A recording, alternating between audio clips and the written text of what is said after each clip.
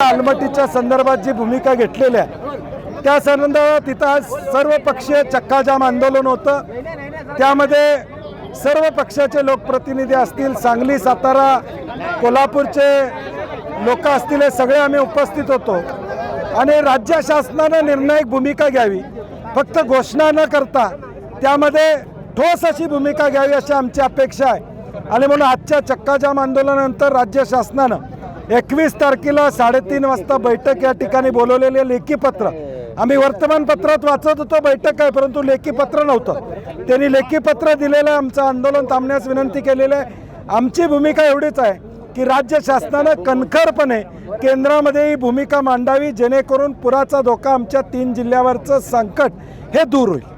यांनी आश्वासन काय दिलेलं तुम्हाला आणि बैठकीला बोलवलं प्रतिनिधी होते, त्यांनी काय आश्वासन दिलेलं आहे का? कारण ते देखील सहभागी झाले या आंदोलनात। नाही, हे आंदोलन सर्व पक्षीयच। आम्ही ज्यावेळी सुरुवात केली त्यावेळी ती मी अनेकांना फोन करून स्वतः सांगितलं, हे सर्व पक्षीय आंदोलन आहे, सगळेजण आपण यामध्ये या।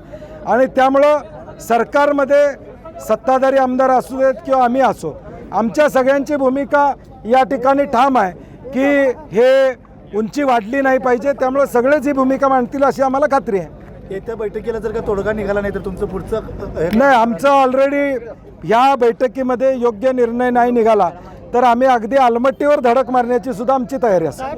वडनेरे कमिटी बदलण्याबाबत तुम्ही सांगितलं, नाही, वडनेरे कमिटीच्या अहवालामध्ये काही जे निकष आलेले आहेत किंवा काही गोष्टी आलेल्या आहेत त्या काही योग्य असतील, परंतु अलमट्टी बाबतीत त्यांचं जे काय या ठिकाणी अभ्यास आहे, मी त्यांच्या अभ्यासावर बोलणार नाही, ते सिनियर अधिकारी राहिलेले आहेत, परंतु आमचं दुमत आहे त्या अलमट्टीच्या विषयावर त्यांनी जे म्हटलेलं आहे की पुराचा फटका बसणार नाही, त्याच्यावर आमच्या सगळ्यांचं दुमत आहे। त्यामुळे त्या कमिटीचा अहवाल कुठंतरी कर्नाटक सरकार उद्याच्या भविष्यकाळात देईल, त्यामुळे तो वडनेरे कमिटी रद्द ही भूमिका शासनाने घ्यावी। कर्नाटकमध्ये देखील काँग्रेसचे सरकार शेवटी ते सरकार त्यांची भूमिका मांडते, आमची अपेक्षा आमच्या सरकारनं आमची भूमिका मांडावी।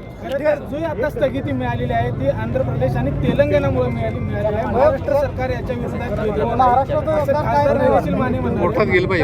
खरं का सांगत नाही, म्हणून आमचं म्हणणं तेच आहे, या बैठकीमध्ये निदान खरं बाहेर येईल की महाराष्ट्राची भूमिका काय आहे, कोर्टात सामील झाले का महाराष्ट्राचं, तेलंगणा कोर्टात गेलेलं आहे, तर हे सगळं बैठक झाल्याशिवाय आम्हाला त्याची उत्तरं मिळणार नाहीत। कारण की मुख्यमंत्र्यांची घोषणा आहे, उपमुख्यमंत्री बोलत आहेत, जलसंपदा मंत्री बोलत आहेत, पण जोपर्यंत कागदावर येत नाही तोपर्यंत आम्हाला विश्वास नाही।